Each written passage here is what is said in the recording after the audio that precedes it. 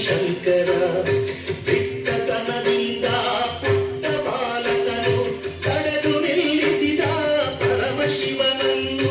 ಭೂಲೋಕದೊಡೆಯ ಪರಶಿವನು ನಾನು ನನ್ನನ್ನೇ ತಡೆಯಲು ಯಾರು ನೀನು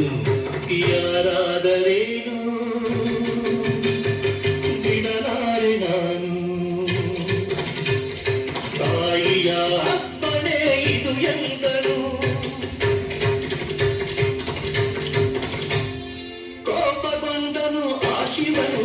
ಪ್ರಚಂಡ ತಾಂಡವ ಭೈರವನು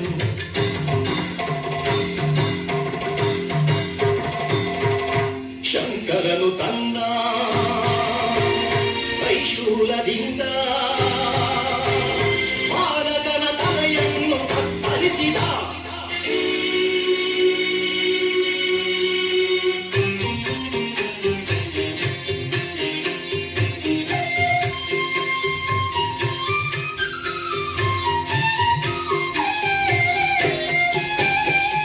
ಸ್ನಾನವ ಮುಗಿಸಿ ಬಂದಳು ಆಗ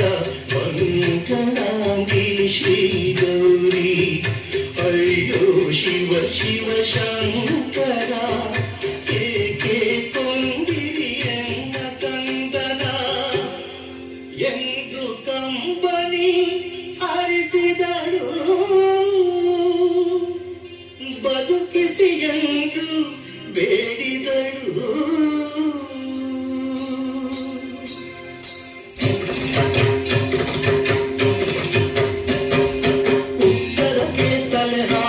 ಮಲಗಿದಂತ ವ್ಯಕ್ತಿಯ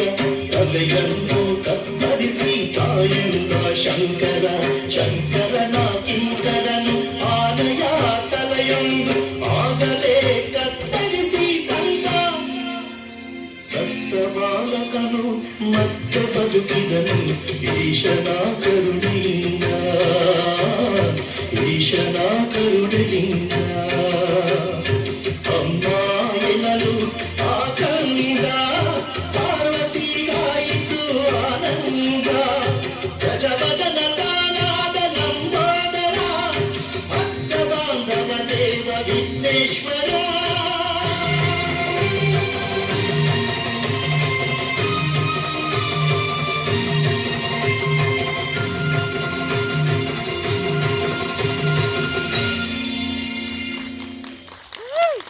ಪಾರ್ವತಿ ತಪಸ್ಸಿನ ಪುಣ್ಯ ಫಲ